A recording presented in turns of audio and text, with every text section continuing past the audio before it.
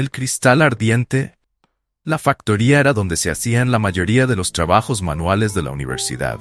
En el edificio había talleres de sopladores de vidrio, de carpinteros, alfareros y cristaleros. También había una forja y una fundición que habrían sido la envidia de cualquier metalúrgico. El taller de Kilvin se encontraba en la artefactoría, comúnmente llamada la factoría. Era tan grande como un granero, y albergaba como mínimo 2 docenas de mesas de trabajo de madera gruesa, todas ellas cubiertas de innumerables e indescriptibles herramientas y proyectos en ejecución. El taller era el corazón de la factoría, y Kilvin era el corazón del taller. Cuando llegué, Kilvin estaba doblando una barra retorcida de hierro para darle forma más deseable. Al verme, dejó la barra firmemente sujeta con unas abrazaderas a la mesa y fue a recibirme, limpiándose las manos en la camisa. Me miró con ojo crítico. «¿Te encuentras bien, Elirquothe?» Yo había estado paseando y había buscado un poco de corteza de sauce para mascar. Todavía me dolía y picaba la espalda, pero el dolor era soportable. «Sí, maestro Kilvin». El maestro asintió. «Estupendo. Los jóvenes de tu edad no deben preocuparse por esas nimiedades. Pronto volverás a estar fuerte como una roca».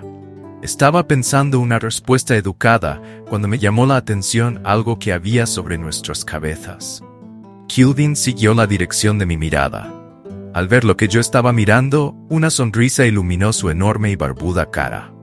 «Ah», dijo con orgullo paternal, «mis pequeñas».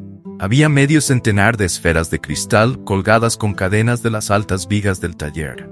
Eran de diferentes tamaños, aunque ninguna superaba el de la cabeza de un hombre, y ardían. Al ver mi expresión, Kilvin me hizo una seña. «Ven».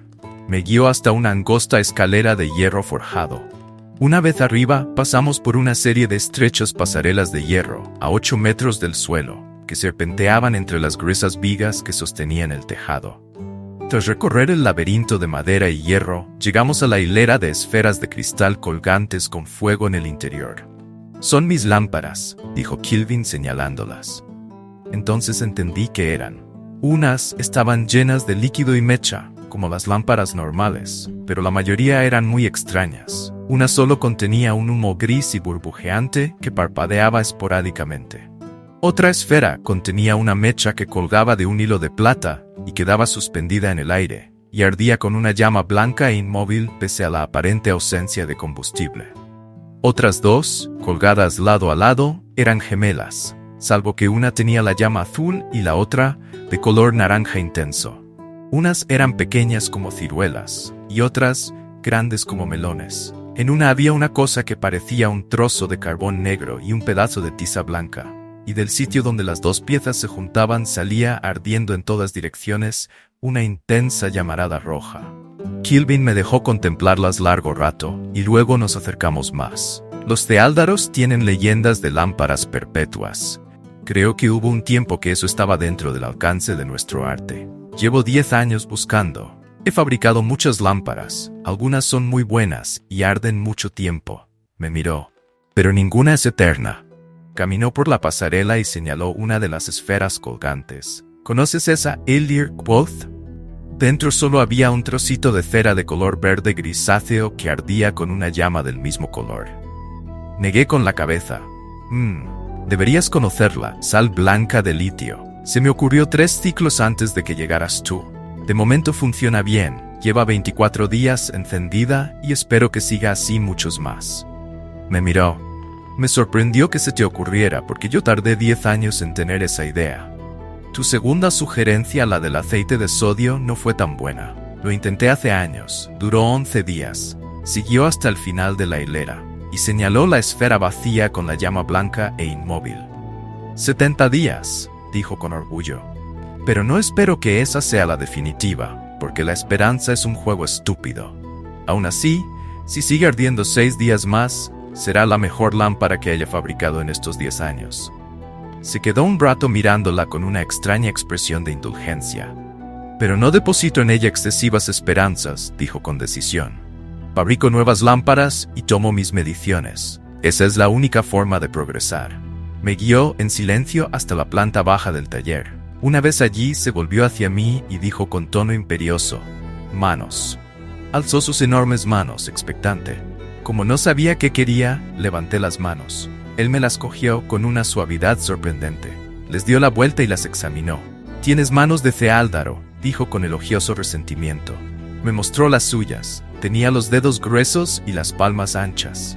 Las cerró formando 2 puños que parecían mazas. Mis manos tardaron muchos años en aprender a ser manos de Ceáldaro.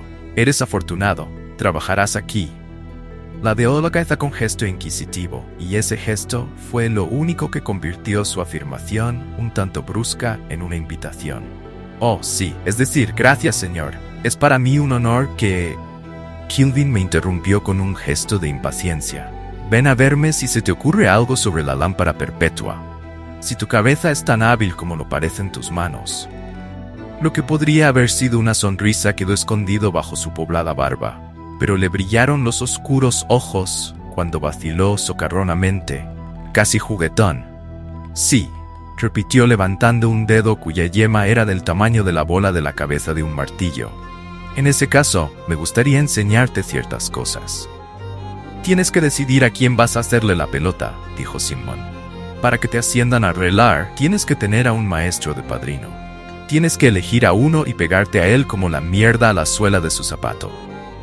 «Maravilloso», dijo Soboy con aspereza. Soboy, Willem, Simon y yo estábamos sentados a una mesa apartada del fondo de Anchors, aislados de los clientes de la noche de abatida que llenaban el local con el continuo rugido de su conversación. Los puntos me habían saltado 2 días atrás y estábamos celebrando mi primer ciclo en el arcano. Ninguno de nosotros estaba demasiado borracho. Tampoco ninguno de nosotros estaba demasiado sobrio. Nuestro posicionamiento exacto entre esos 2 puntos es un asunto de vanas conjeturas, y no perderé tiempo con él. «Yo me concentro solo en ser brillante», intervino Soboy, «y luego espero a que los maestros se den cuenta». «¿De qué le sirvió eso a Mandrag?», dijo Willem esbozando una inusual sonrisa. Soboy miró a Willem con mala cara. «Mandrag es un penco. Ahora entiendo por qué lo amenazaste con tu fusta de montar», repuso Willem. Me tapé la boca para sofocar la risa. «¿Eso hiciste? No te lo están contando todo», dijo Soboy ofendido. «Ascendió a otro alumno en lugar de a mí. Prefirió dejarme a mí tal como estaba para poder utilizarme como aprendiz, en lugar de ascenderme a relar. Y tú lo amenazaste con la fusta». «Discutimos», dijo Soboy con calma. «Y resultó que tenía la fusta en la mano». «La blandiste contra él», insistió Willem. «Venía de montar», dijo Soboy acaloradamente. «Si antes de la clase hubiera estado en un prostíbulo y hubiera enarbolado un corsé ante él, nadie le habría dado importancia». Hubo un momento de silencio en nuestra mesa. «No quiero ni imaginármelo», dijo Simon, y se puso a reír a carcajadas con Willem. Soboy reprimió una sonrisa y me miró. «Sim tiene razón en una cosa. Deberías concentrar tus esfuerzos en una asignatura, si no te pasará como a Manet, el eterno Elir». Se levantó y se arregló la ropa. «Bueno, ¿qué tal estoy?» En sentido estricto, Soboy no iba vestido a la moda, pues seguía el estilo de Monaghan y no el local. Pero no podía negarse que le sentaban bien los colores tenues de sus prendas de seda y de ante. «¿Qué más da?», preguntó Willem. «¿Acaso piensas invitar a Sim a salir contigo?» Soboy sonrió. «Desgraciadamente, tengo que dejaros. Tengo una cita con una dama, y dudo mucho que esta noche nos acerquemos por esta zona de la ciudad». «¿No nos habías dicho que tenías una cita?», protestó Sim. «Si somos solo 3, no podríamos jugar a esquinas». En realidad, era una concesión que Soboy estuviera allí con nosotros. Había resoplado un poco al entrar en la taberna que habían elegido Will y Sim. Anchors era lo bastante de clase baja para que las bebidas fueran baratas, pero lo bastante de clase alta para que no tuvieras que preocuparte por si alguien empezaba una pelea o te vomitaba encima. A mí me gustaba. «Sois buenos amigos y muy buena compañía», dijo Soboy. «Pero ninguno de vosotros pertenece al sexo femenino. Ni, con la posible excepción de Simon, sois encantadores». Soboy le lanzó un guiño a Sim. «Sed sinceros. ¿Quién de vosotros no abandonaría a los demás si hubiera una dama esperándolo?» Todos le dimos la razón a regañadientes. Soboy sonrió. Tenía los dientes muy blancos y muy rectos. «Os mandaré a la camarera con más bebidas», dijo antes de marcharse, «para que no os duela tanto mi partida». «Para ser noble no es mal tipo», comenté cuando Savoy se hubo marchado. Wylam asintió. Sabe que es mejor que tú, pero no te mira por encima del hombro porque sabe que tú no tienes la culpa. Bueno, ¿a quién vas a hacerle la pelota? Me preguntó Sim apoyando los codos encima de la mesa. Supongo que a Heme no. Ni a Lauren, dije con amargura. Maldito sea Ambrose. Me habría encantado trabajar en el archivo. Brander también está descartado, intervino Sim. Si Heme le tiene rencor a alguien, Brander siempre lo apoya. ¿Qué me dices del rector?, preguntó Wylam. ¿No te interesa la lingüística? Ya sabes, Siaru, aunque tengas un acento brutal. Negué con la cabeza. Y Mandrag. Tengo mucha experiencia en química. Sería una forma de acercarme a la alquimia. Simon rió. Todo el mundo cree que la química y la alquimia se parecen mucho, pero se equivocan. Ni siquiera están relacionadas. Lo que pasa es que viven en la misma casa. Wylam asintió lentamente. Es una buena forma de expresarlo. Además, prosiguió Sim, el bimestre anterior Mandrag aceptó a 20 nuevos Elir. Le he oído quejarse de lo llenas que están sus clases. Si te decides por la clínica, te espera un camino largo y difícil, aportó Wylam. Arwyll es más duro que el hierro en lingotes. No hay forma de doblegarlo. Mientras hablaba, hizo como si cortara algo en partes. 6 bimestres de Elir. 8 bimestres de Relar. 10 bimestres de Elfe. Como mínimo, añadió Simon. Mola ya lleva 3 años de Relar con él. Intenté pensar cómo me las ingeniaría para conseguir el dinero para pagar 6 años de matrícula. Creo que no tengo tanta paciencia, dije. Llegó la camarera con una bandeja de bebidas. La taberna todavía no estaba llena, así que la joven no había tenido que correr mucho y solo se le habían coloreado un poco las mejillas. Vuestro amigo ha pagado esta ronda y la siguiente, anunció. Cada vez me cae mejor Savoy, dijo Wylam. Pero, dijo la camarera poniendo la bebida de Will fuera de su alcance, no ha pagado por ponerme la mano en el trasero. Nos miró a los ojos, uno por uno. Espero que entre los 3 saldéis esa deuda antes de marcharos. Sim balbuceó una disculpa. Él no quería. En su cultura, esas cosas se consideran muy normales. La muchacha puso los ojos en blanco, y su expresión se suavizó. Pues en esta cultura, una propina generosa se acepta como disculpa. Le acercó la bebida a Will y se dio la vuelta, apoyando la bandeja vacía en una cadera. La vimos marchar. Cada uno de nosotros pensó lo que quiso en privado. Me he fijado en que Savoy volvía a llevar sus anillos, comenté al cabo de un rato. Anoche jugó una brillante partida de Basad, dijo Simon. Consiguió 6 dobles seguidos e hizo saltar la banca. Por Savoy, Willem alzó su jarra de peltre.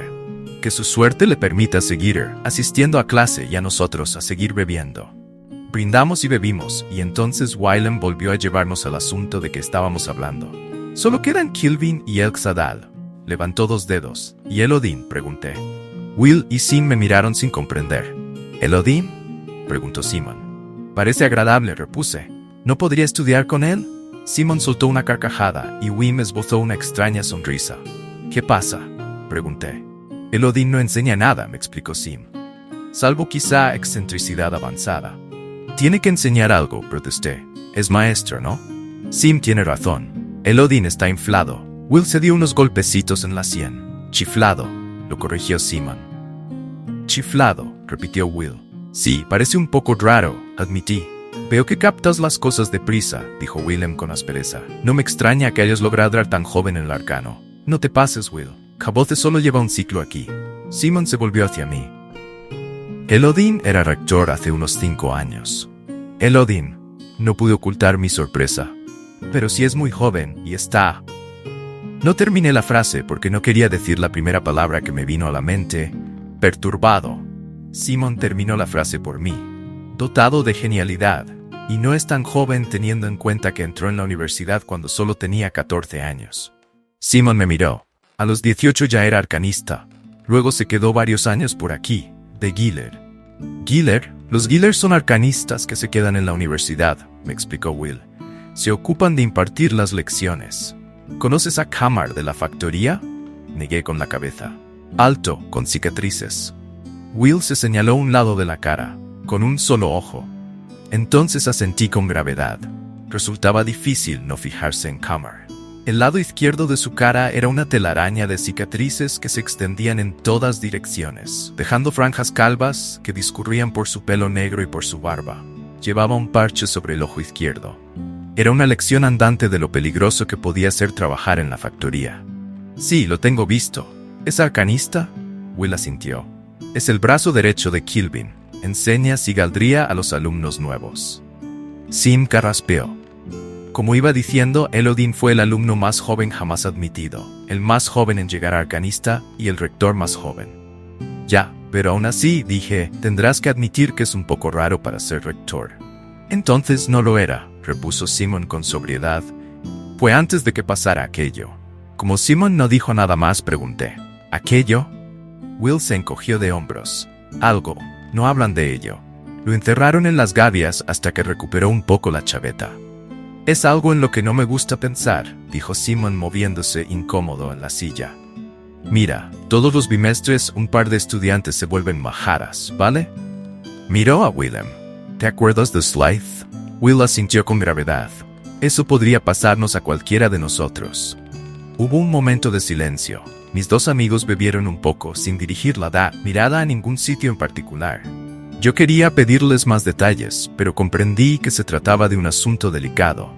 En fin, dijo Sim en voz baja, he oído decir que no lo soltaron de las gavias. Dicen que se escapó.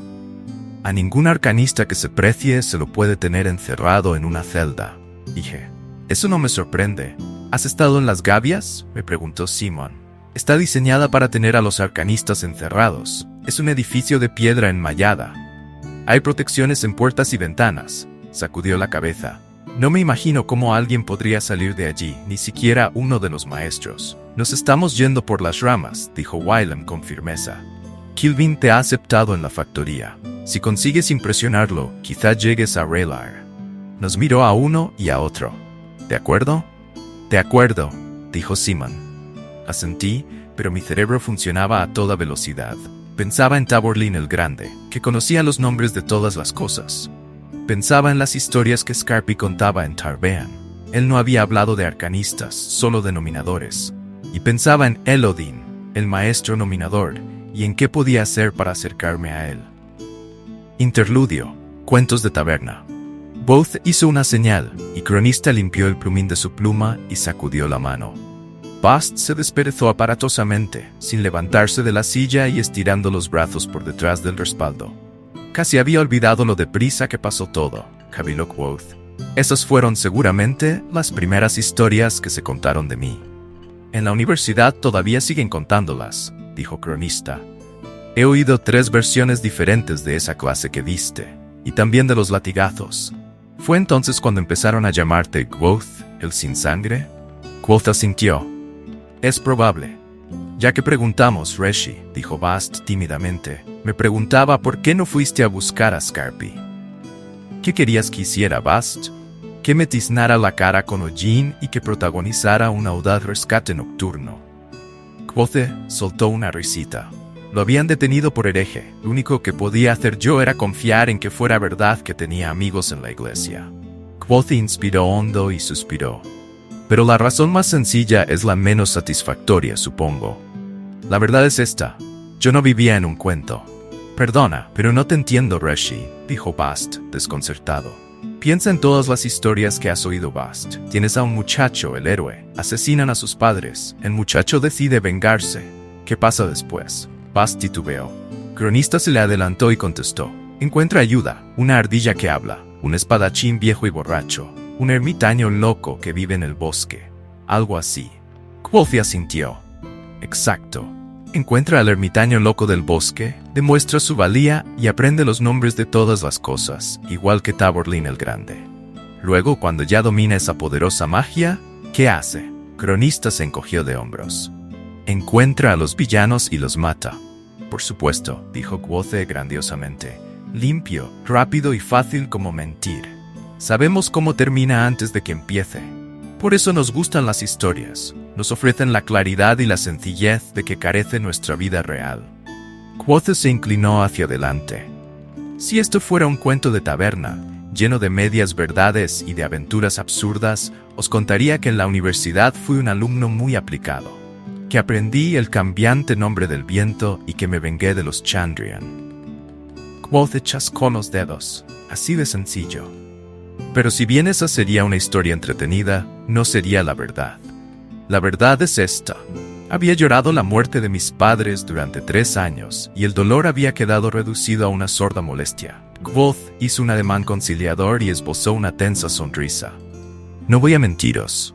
Había veces, a altas horas de la noche, cuando estaba acostado, insomne y desesperadamente solo en mi camastro de las dependencias, en que me asaltaba una pena tan infinita y vacía que creía que me asfixiaría. Había veces en que veía a una mujer con su pequeño en brazos, o a un padre riendo con su hijo, y ardía en mí una llama de ira, furiosa por el recuerdo de la sangre y el olor a pelo quemado. Kvothe se encogió de hombros. Pero en mi vida había otras cosas. Además de venganza, tenía obstáculos muy reales que superar. Mi pobreza, mi humilde cuna. Mis enemigos de la universidad eran más peligrosos para mí que los Chandrian. Le hice una seña a cronista para que cogiera la pluma. Pese a todo eso, comprobaremos que hasta las historias más fantasiosas esconden una pizca de verdad, porque es verdad que encontré algo muy parecido al ermitaño loco del bosque. Kvothe sonrió, y estaba decidido a aprender el nombre del viento.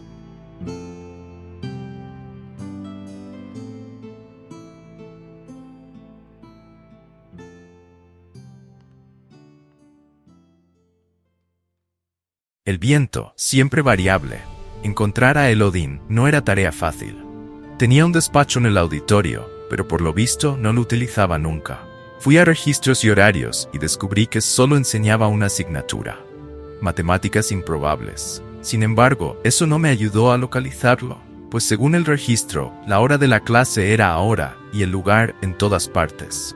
Al final lo vi por pura chiripa en un patio concurrido. Llevaba su túnica negra de maestro, lo cual no era muy habitual. Me dirigía a una clase de observación en la clínica, pero decidí que prefería llegar tarde a mi clase que desaprovechar la ocasión de hablar con él. Para cuando logré abrirme paso entre la multitud y lo alcancé, estábamos en la zona norte de la universidad, en un ancho camino de tierra que se adentraba en el bosque. Maestro Elodin, lo llamé. Esperaba poder hablar con usted. Una modesta esperanza, repuso él sin aminorar el paso y sin mirarme. Deberías apuntar más alto. Los jóvenes deberían arder de ambición. Pues entonces, tengo la esperanza de estudiar nominación, dije cuando estuve a su altura. Demasiado alto, replicó él con naturalidad. Vuelve a intentarlo. Ha de ser algo intermedio. El camino describía una curva y los árboles tapaban los edificios de la universidad que quedaban a nuestras espaldas. Puedo tener esperanzas de que me acepte usted como alumno, probé, y de que me enseñe lo que le parezca. Elodin se paró en seco y se volvió hacia mí. Muy bien, dijo. Ve a buscarme 3 pinas. Trazó un círculo con el pulgar y el índice. De este tamaño y que no les falte ninguna escama. Se sentó en medio del camino y me invitó a marcharme con un ademán. Vete, corre. Eché a correr hacia los árboles. Tardé unos 5 minutos en encontrar 3 pinas del tamaño apropiado. Cuando volví al camino, estaba despeinado y cubierto de arañazos. No se veía a Elodin por ninguna parte. Miré alrededor embobado, maldije en voz alta, solté las pinas y eché a correr hacia el norte por el camino. No tardé mucho en alcanzar al maestro, que paseaba tranquilamente contemplando los árboles. Bueno, ¿qué has aprendido?, me preguntó. ¿Qué quiere que lo dejen en paz? Eres rápido. Extendió los brazos con teatralidad y entonó. Aquí termina la lección. Aquí termina mi esmerada tutela de Lelir Kvothe. Suspiré. Si me marchaba ya, todavía llegaría a la clase en la clínica, pero sospechaba que aquello podía ser una especie de prueba. Quizá Elodin solo estuviera evaluando mi grado de interés antes de aceptarme como alumno. Eso es lo que suele pasar en las historias. El joven tiene que demostrar su dedicación al anciano ermitaño del bosque antes de que éste se haga cargo de él. ¿Puedo hacerle unas preguntas?, pregunté. De acuerdo, contestó él, y levantó una mano con el pulgar y el índice recogidos. 3 preguntas, con la condición de que después me dejes tranquilo. Cavilé un momento. ¿Por qué no quiere enseñarme? Porque los Edena Ru son unos alumnos pésimos, respondió Elodin con brusquedad. Se les da bien la memorización, pero el estudio de la nominación requiere un nivel de dedicación que los liantes como vosotros raramente poseéis. Me enfurecí tanto y tan deprisa que noté cómo la sangre coloreaba mi piel. El rubor nació en mi cara y se extendió por mi pecho y por mis brazos. Hasta se me erizó el vello de los brazos. Respiré hondo. Lamento que su experiencia con los Ru haya dejado que desear, dije midiendo mis palabras. Permítame asegurarle que... ¡Oh, dioses!, exclamó Elodin dando un suspiro de indignación. Y por si fuera poco, pelota, careces de la fortaleza testicular necesaria para estudiar conmigo. En mi interior bullían palabras hirientes. Las dominé. Elodin estaba tratando de ponerme una trampa. No me está diciendo la verdad, dije. ¿Por qué no quiere enseñarme? Por el mismo motivo por el que no quiero tener un cachorro, gritó Elodin agitando los brazos como un granjero que intenta ahuyentar a los cuervos de su sembrado. Porque eres demasiado bajo para ser nominador. Porque tienes los ojos demasiado verdes. Porque no tienes el número de dedos adecuado. Vuelve cuando hayas crecido y cuando hayas encontrado unos ojos decentes. Nos miramos fijamente, largo rato. Al final, Elodin se encogió de hombros y echó a andar de nuevo. De acuerdo, te mostraré por qué. Seguimos por el camino hacia el norte. Elodin caminaba tranquilamente, recogiendo piedras del suelo y lanzándolas a los árboles. Saltaba para arrancar hojas de las ramas más bajas, y la túnica de maestro se le inflaba de forma ridícula. De pronto se detuvo y se quedó inmóvil durante casi media hora, completamente abstraído examinando un helecho que oscilaba lentamente, mecido por el viento. Pero yo me mordí la lengua. No pregunté, ¿a dónde vamos? Ni, ¿qué mira? Sabía centenares de historias de jóvenes que desperdiciaban preguntas o deseos por hablar demasiado. Me quedaban 2 preguntas y no pensaba derrocharlas. Al final salimos del bosque y el camino se convirtió en un sendero que discurría por una vasta extensión de césped y conducía a una inmensa mansión. Era más grande que la artefactoría. Tenía líneas elegantes, tejado de tejas rojas, altas ventanas, puertas de arco y columnas. Había fuentes, flores, setos, pero algo no encajaba del todo. A medida que nos acercábamos a las verjas, empecé a dudar de que aquello fuera la residencia de un noble. Quizá por el diseño de los jardines, o por el hecho de que la valla de hierro forjado que los rodeaba, de 3 metros de altura, era, a mi experto juicio de ladrón, infranqueable. 2 individuos muy serios abrieron la verja, y seguimos por el camino hasta la puerta principal de la mansión. Elodin me miró. ¿Has oído hablar ya del refugio? Negué con la cabeza. Tiene otros nombres: la choza, las gavias, el manicomio de la universidad. Es inmenso. ¿Cómo? No terminé la pregunta. Elodin sonrió. Sabía que había estado a punto de atraparme. Jeremy, le dijo a un individuo muy alto que estaba plantado junto a la puerta. ¿Cuántos invitados tenemos hoy? En recepción le darán el número exacto, señor, dijo Jeremy, incómodo. Más o menos, dijo Elodin. Estamos entre amigos. ¿320? Dijo el hombre encogiéndose de hombros. ¿350? Elodin golpeó la gruesa puerta de madera con los nudillos y Jeremy se apresuró a abrirla. ¿Cuántos más cabrían si fuera necesario?, le preguntó Elodin. 150 más sin problemas, contestó Jeremy tirando de la puerta. Algunos más en caso de extrema necesidad, supongo. ¿Lo ves, Kvothe? Elodin me guiñó un ojo. Estamos preparados. La entrada era enorme, con vidrieras y techos abovedados. El suelo de mármol estaba tan pulido que brillaba como un espejo. Reinaba un silencio sepulcral. Yo no lo entendía. En el manicomio de Rift View, en Tarbean, que era mucho más pequeño que aquel, había un ruido ensordecedor, como un burdel lleno de gatas furiosas. Se oía a 1 kilómetro de distancia, por encima del bullicio de la ciudad. Elodin se dirigió hacia un gran mostrador detrás del cual había una joven. ¿Por qué no hay nadie fuera, Emmy? La joven sonrió, nerviosa. Hoy están muy agitados, señor. Creemos que se acerca una tormenta. Cogió un libro de registro de un estante. Además, pronto habrá luna llena. Ya sabe usted lo que pasa. Desde luego. Elodin se agachó y empezó a desatarse los cordones de los zapatos. ¿Dónde han escondido a Win esta vez? La joven pasó unas cuantas páginas del registro. En el ala este del segundo piso. 247. Elodin se levantó y dejó los zapatos encima del mostrador. Vigílamelos, ¿quieres? La joven compuso una vaga sonrisa y asintió. Tuve que tragarme unas cuantas preguntas más. Por lo visto, la universidad invierte mucho dinero aquí, comenté. Elodín me ignoró, se dio la vuelta y subió, en calcetines, por una ancha escalera de mármol. A continuación entramos en un largo y blanco pasillo a cuyos lados había puertas de madera. Por primera vez oí los ruidos propios de un lugar como aquel. Gemidos, sollozos, murmullos, gritos, todo muy débil. Elodín echó una carrera y se paró. Resbaló por la lisa superficie de mármol y su túnica de maestro ondeó detrás de él. Luego repitió la operación, una carrera corta, seguida de un largo deslizamiento con los brazos extendidos para guardar el equilibrio. Yo seguí andando a su lado. Creo que los maestros encontrarían otros usos más académicos para los fondos de la universidad. Elodín no me miró. Paso.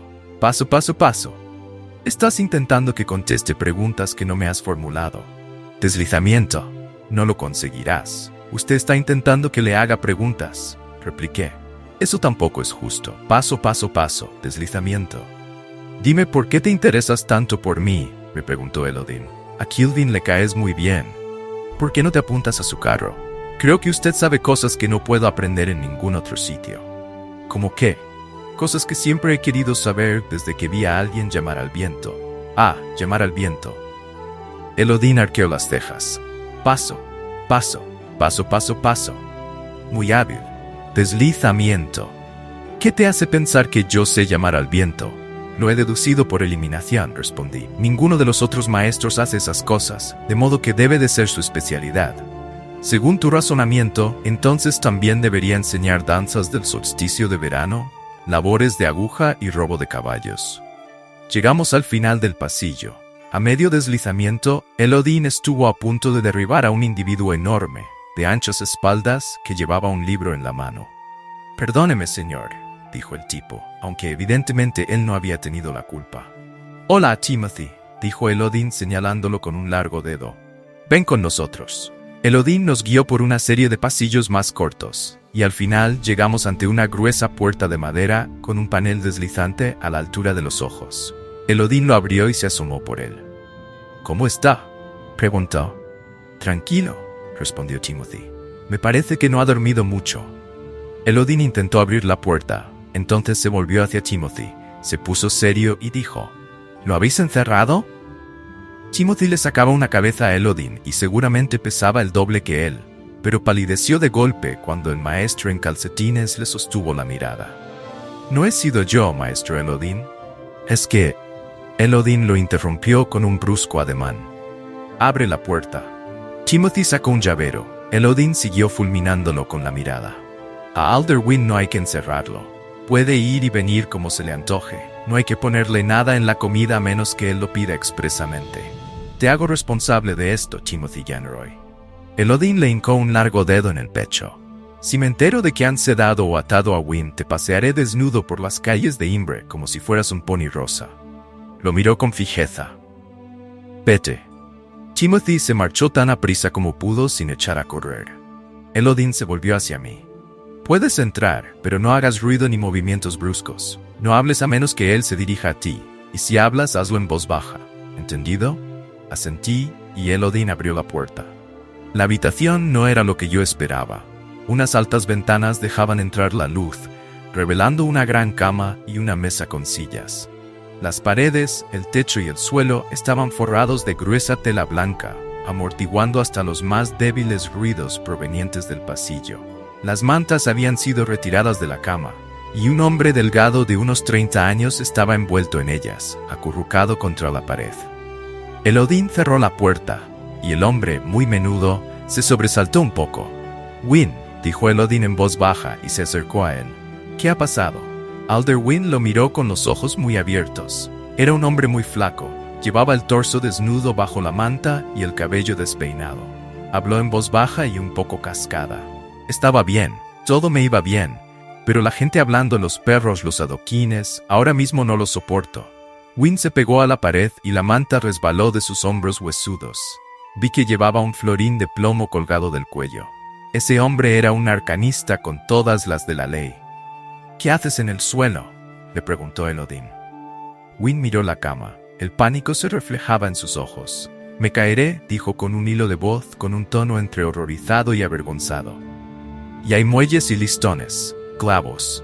«¿Cómo te encuentras ahora?», preguntó Elodin con amabilidad. «¿Quieres volver conmigo?». «No». Wynne dio un grito de desesperación, cerró fuertemente los ojos y se ciñó la manta. Su fina y aflautada voz hizo que su súplica sonara más desgarradora que si hubiera dado un alarido. «Tranquilo. Puedes quedarte aquí», dijo Elodin. «Ya vendré a visitarte otro día». Al oír eso, Wynne abrió los ojos, nervioso. «No traigas el trueno», dijo con tono angustiado. Sacó una delgada mano de debajo de la manta y agarró a Elodin por la camisa. «Pero necesito un cazagatos y pluma azul, y también huesos». Hablaba con apremio. «Huesos de palo». «Te los traeré», lo tranquilizó Elodin, y me indicó por señas que saliera de la habitación. Obedecí. Salimos, y Elodin cerró la puerta. Estaba muy serio. Wynne sabía dónde se metía cuando se convirtió en mi Giller. Se dio la vuelta y empezó a caminar por el pasillo. «Tú no lo sabes. No sabes nada de la universidad. Los peligros que encierra. Crees que este sitio es un cuento de hadas, un parque infantil. Pero no lo es».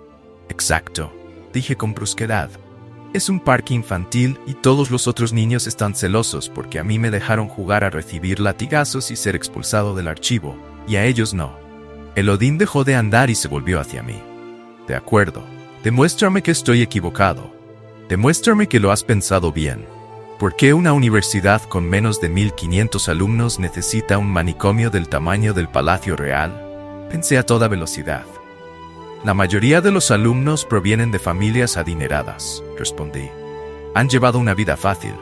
Cuando se ven obligados a...». «No», me interrumpió Elodin con desdén y echó a andar por el pasillo.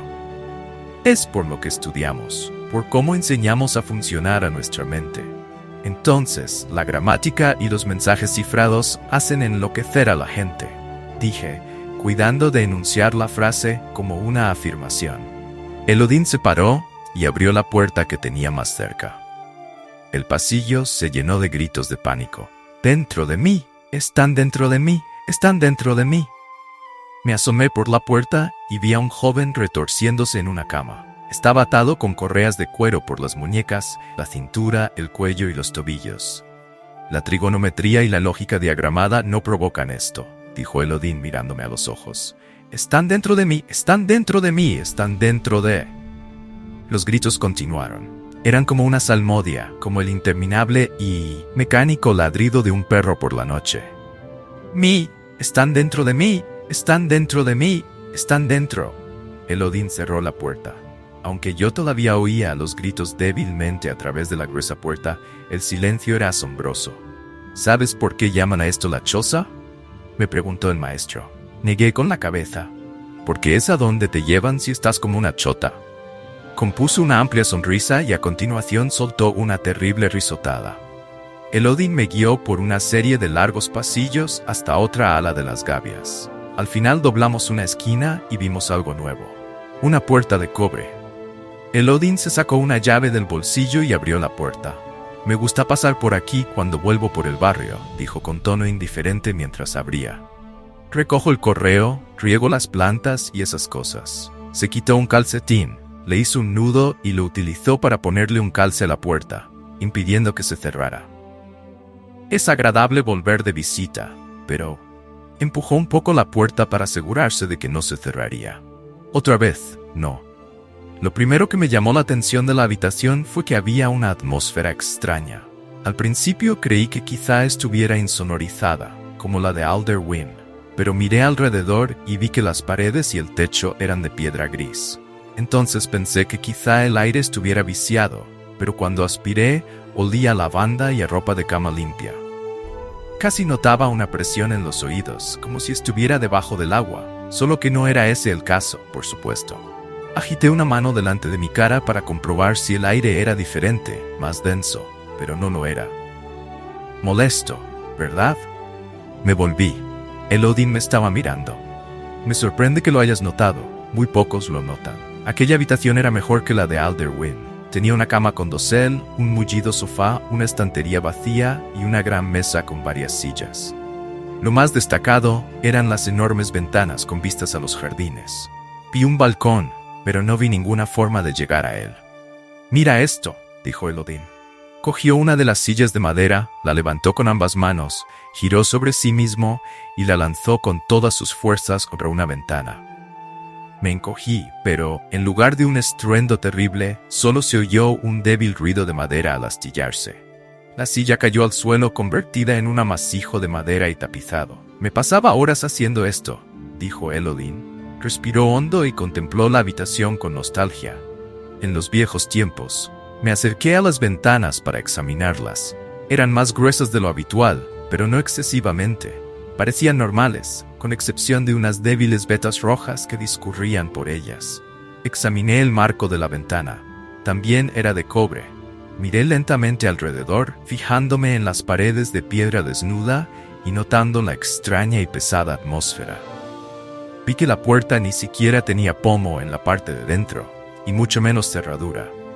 ¿Por qué se tomaría alguien la molestia de hacer una puerta de cobre?, pensé. Decidí formular la segunda pregunta. ¿Cómo salió de aquí? Por fin, dijo Elodin con un deje de exasperación. Se dejó caer en el sofá. Verás, un día Elodin el Grande se encontró encerrado en una alta torre. Abrió un brazo abarcando toda la habitación. Le habían quitado sus herramientas, la moneda, la llave y la vela. Además, en su celda no había ninguna puerta, ni ventanas. Las señaló con desdén. Hasta el nombre del viento estaba fuera de su alcance gracias a las hábiles maquinaciones de sus captores. Elodin se levantó del sofá y empezó a pasearse por la habitación. Solo había piedra dura y lisa alrededor. Era una celda de la que nadie había logrado escapar jamás. Elodin dejó de pasearse y levantó un dedo con teatralidad. Pero Elodin el Grande conocía el nombre de todas las cosas, y todas las cosas estaban a sus órdenes. Se plantó ante la pared gris, junto a las ventanas. Le dijo a la piedra, «Rómpete». Elodin se interrumpió y ladeó la cabeza con gesto de curiosidad. Entrecerró los ojos. «Mierda, lo han cambiado», dijo en voz baja. «Vaya». Se acercó más a la pared y le puso una mano encima. Dejé de prestarle atención. Will y Sim tenían razón, el tipo estaba mal de la cabeza. ¿Qué pasaría si yo salía corriendo de la habitación, desatrancaba la puerta y la cerraba? ¿Me lo agradecerían los otros maestros? «Oh», dijo de pronto a Elodin, riendo. «No son tontos del todo». Se retiró un par de pasos de la pared. «Siaer Basalien». Vi moverse la pared. Onduló como una alfombra colgada y golpeada con un palo. Y entonces se derrumbó. Como agua oscura vertida de un cubo, toneladas de fina arena gris se derramaron por el suelo, cubriéndole los pies a Elodin hasta las pantorrillas. La luz del sol y el canto de los pájaros inundaron la habitación. Donde antes había una gruesa y sólida pared, ahora había un agujero lo bastante grande para que un carro pasara por él. Pero el agujero no estaba abierto del todo. Lo cubría un material verde. Parecía una red sucia y enredada, pero era demasiado irregular para ser una red. Más bien parecía una gruesa y destrozada telaraña. «Eso no estaba», comentó Elodin como si se disculpara, mientras sacaba los pies de la arena gris. «La primera vez fue mucho más impresionante, te lo aseguro. Me quedé allí plantado, aturdido por lo que acababa de ver. Aquello no era simpatía. Jamás había visto nada parecido. Solo podía pensar en las palabras de la historia que tantas veces había oído. Y Taborlin el Grande le dijo a la piedra, «Rómpete», y la piedra se rompió. Elodin arrancó una de las patas de la silla y la utilizó para aporrear aquella película verde y enredada que cubría el orificio. La telaraña se rompió con facilidad por varios sitios o se desmenuzó. En los sitios donde era más gruesa, Elodin utilizó la pata de la silla como palanca para apartar los pedazos. Cuando se doblaba o se rompía, la telaraña relucía bajo la luz del sol. «Más cobre», pensé. Había vetas de cobre discurriendo a través de los bloques de piedra que conformaban la pared. Elodin soltó la pata de la silla y se asomó por el orificio. Desde la ventana lo vi apoyarse contra la blanca barandilla de piedra del balcón. Lo seguí afuera. Nada más salir al balcón, el aire dejó de parecer tan extrañamente denso. 2 años, dijo Elodin contemplando los jardines. Podía ver este balcón, pero no podía salir a él. Podía ver el viento, pero no podía oírlo, ni notarlo en la cara. Pasó una pierna por encima de la barandilla de piedra y se sentó sobre ella. Luego saltó al trozo de tejado plano que había debajo. Caminó por el tejado, alejándose del edificio. Salté también la barandilla y seguí al maestro hasta el borde del tejado. Solo estábamos a una altura de unos 6 metros, pero los jardines y las fuentes que se extendían en todas direcciones componían un paisaje espectacular. Elodín se quedó de pie peligrosamente cerca del borde, con la túnica de maestro ondulando alrededor de él como una bandera negra. La verdad es que ofrecía una imagen impresionante, si pasabas por alto el hecho de que todavía llevaba un solo calcetín. Me puse a su lado al borde del tejado. Sabía cuál tenía que ser mi tercera pregunta. ¿Qué tengo que hacer?, pregunté, para estudiar nominación con usted. Elodín me miró con gesto sereno, como valorándome. Saltar, dijo, saltar de este tejado. Entonces fue cuando comprendí que todo aquello había sido una prueba. Elodín me había estado midiendo desde que nos habíamos visto por primera vez. Sentía, a su pesar, respeto por mi tenacidad, y le había sorprendido que hubiera notado algo raro en la atmósfera de su habitación. Estaba a punto de aceptarme como pupilo, pero necesitaba más. Necesitaba una prueba de mi entrega, una demostración, un acto de fe. Y mientras estaba allí de pie, me vino a la mente un fragmento de la historia. Taborlin se precipitó, pero no perdió la esperanza, porque conocía el nombre del viento, y el viento le obedeció. Le habló al viento, y éste lo meció y lo acarició. Lo bajó hasta el suelo suavemente, como si fuera un vilano de cardo, y lo posó de pie con la dulzura del beso de una madre. Elodín sabía el nombre del viento. Sin dejar de mirarlo a los ojos, salté del borde del tejado. La expresión de Elodín era maravillosa. Nunca he visto a un hombre tan asombrado. Al caer, giré un poco sobre mí mismo, y Elodín permaneció en mi campo de visión. Le vi levantar un poco una mano, como si hiciera un tardío intento de sujetarme. Me sentí ingrávido, como si flotara, y entonces caí contra el suelo, no suavemente, como se posa una pluma, sino con dureza, como un ladrillo al golpear los adoquines de una calle. Aterricé de espaldas, con el brazo izquierdo debajo del cuerpo. Al dar mi cabeza contra el suelo, lo vi todo negro y me quedé sin aire en los pulmones. No perdí el conocimiento. Me quedé allí tendido, sin poder respirar ni moverme. Recuerdo que pensé, convencido, que estaba muerto, que estaba ciego. Al final recobré la visión y me puse a parpadear contra la repentina claridad del cielo azul. Me dolía mucho un hombro y notaba el sabor de la sangre en la boca. No podía respirar. Intenté rodar sobre mí mismo para liberar el brazo, pero mi cuerpo no me obedecía. Me había roto el cuello, la espalda. Al cabo de unos largos y aterradores momentos, conseguí dar una bocanada y luego otra. Exhalé un suspiro de alivio y comprendí que al menos tenía una costilla rota, además de todo lo demás, pero moví un poco los dedos de las manos y luego los de los pies. Funcionaban. No me había partido la columna vertebral. Mientras yo estaba allí tendido, calibrando mi suerte y las costillas que tenía rotas, Elodín apareció en mi campo de visión. Me miró y dijo: «Felicidades, esa ha sido la cosa más estúpida que he visto jamás». Su expresión era una mezcla de admiración e incredulidad. Jamás. Y entonces fue cuando decidí dedicarme al noble arte de la artificería. No me quedaban muchas opciones. Antes de ayudarme a ir cojeando hasta la clínica, Elodín me dejó claro que una persona lo bastante estúpida para saltar desde un tejado era demasiado insensata para que él le dejara sujetar una cuchara en su presencia, y mucho menos estudiar algo tan profundo y volátil como la nominación. Con todo, el rechazo de Elodín no me decepcionó mucho. Tanto si era magia de cuento como si no, no me entusiasmaba la idea de estudiar con un hombre cuya primera lección me había dejado con 3 costillas rotas, una conmoción cerebral leve y un hombro dislocado. Púas. Dejando aparte los dificultosos inicios, mi primer bimestre transcurrió con tranquilidad. Estudié en la clínica y aprendí más sobre el cuerpo y sobre cómo curarlo. Practicaba Siaru con Willem y a cambio lo ayudaba a él a mejorar su atur. Entré en artificería y aprendí a soplar vidrio, a preparar aleaciones, a trefilar y a grabar el metal y a esculpir la piedra. Casi todas las noches iba a trabajar al taller de Kilvin. Rompía los moldes de los vaciados de bronce, lavaba piezas de vidrio y molía mineral de oro y de hierro para las aleaciones.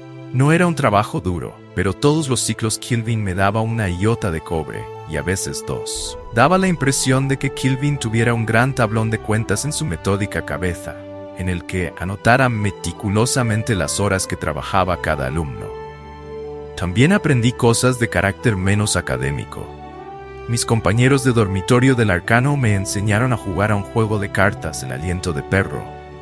Yo les devolví el favor dándoles una lección improvisada de psicología, probabilidad y destreza manual. Después de que les ganara casi 2 talentos, dejaron de invitarme a participar en sus juegos. Congenié mucho con Willem y con Simon. Tenía otros amigos, pero no demasiados, y ninguno tan íntimo como Will y Sim. Mi rápido ascenso a Elir hizo que la mayoría de los otros alumnos se distanciaran de mí, ya fuera porque me tenían celos o porque me admiraban. Y luego estaba Ambrose. Considerarnos meramente enemigos sería no captar el verdadero talante de nuestra relación. Era más bien como si los dos fuéramos socios de una empresa dedicada a perseguir el mutuo objetivo de odiarnos el uno al otro. Sin embargo, incluso con mi vendetta contra Ambrose, yo disponía de mucho tiempo libre. Como no podía pasarlo en el archivo, dedicaba parte de ese tiempo a cultivar mi reputación en ciernes. Veréis, mi espectacular llegada a la universidad había causado un revuelo considerable. Había entrado en el Arcano en 3 días, en lugar de en 3 bimestres, que era lo habitual. Era el miembro más joven, con casi 2 años de diferencia. Había desafiado abiertamente a un maestro delante de toda la clase y me había salvado de la expulsión. Me habían azotado y no había llorado ni sangrado. Por si eso fuera poco, había conseguido enfurecer al maestro Elodin hasta el punto de que él me había empujado desde el tejado de las gavias. Dejé que esa historia circulara sin corregirla, pues era preferible a la bochornosa verdad. Todo eso era suficiente para generar un constante flujo de rumores sobre mí, y decidí aprovecharme de ello. La reputación es como una especie de armadura, o un arma que puedes blandir en caso de necesidad. Decidí que, ya que iba a ser arcanista, ¿por qué no ser un arcanista famoso? Así que solté unas cuantas informaciones. Me habían admitido sin carta de recomendación. Los maestros me habían dado 3 talentos en lugar de cobrarme la matrícula. Había sobrevivido varios años en las calles de Tarbean, viviendo de mi ingenio. Incluso lancé unos cuantos rumores que eran auténticas sandeces, mentiras descaradas que la gente repetía, pese a que resultaba evidente que no eran ciertas. Tenía sangre de demonio en las venas, veía en la oscuridad, solo dormía 1 hora todas las noches. Cuando había luna llena, hablaba en sueños, en un idioma extraño que nadie entendía. Basil, mi antiguo compañero de litera de las dependencias, me ayudó a propagar esos rumores. Yo me inventaba la historia, él se la contaba a unos cuantos, y juntos veíamos cómo se extendían como el fuego por un campo. Era un pasatiempo muy entretenido. Pero lo que más hizo aumentar mi reputación fue mi enemistad con Ambrose. A todo el mundo le sorprendía que yo me atreviera a desafiar abiertamente al primogénito de un poderoso noble. El primer bimestre tuvimos varios encontronazos fuertes. No os aburriré con los detalles. Nos cruzábamos y Ambrose hacía algún comentario brusco, lo bastante alto para que lo oyera todo el mundo. O se burlaba de mí fingiendo que me hacía un cumplido. ¿De verdad tienes que decirme a qué peluquero vas? Todo el mundo que tenía un poco de sentido común sabía cómo comportarse con un noble arrogante. El sastre al que yo había aterrorizado en Tarbean supo muy bien qué tenía que hacer. Te llevas los palos, agachas la cabeza y acabas cuanto antes. Pero yo siempre me defendía, y aunque Ambrose era inteligente y tenía una labia considerable, no podía competir con mi lengua de artista itinerante. Yo me había criado en los escenarios, y gracias a mi ingenio de Rue, siempre salía ganando en nuestros intercambios verbales. A pesar de todo, Ambrose seguía provocándome, como un perro demasiado estúpido para evitar a un puercoespín. Me mordía y se marchaba con la cara llena de púas. Y cada vez que nos separábamos, nos odiábamos un poco más el uno al otro. Nuestros compañeros lo veían, y al final del bimestre yo me había hecho famoso por mi valentía. Pero la verdad es simplemente que no tenía miedo. Veréis, no es lo mismo. En Tarbean, yo había sentido verdadero miedo. Me daban miedo el hambre, la neumonía, los guardias con botas con tachuelas, los chicos mayores que yo con cuchillos hechos con cristales de botella. Para enfrentarme a Ambrose no necesitaba verdadera valentía. Sencillamente, Ambrose no me inspiraba ningún miedo. Lo veía como un payaso engreído. Pensaba que era inofensivo y me equivocaba.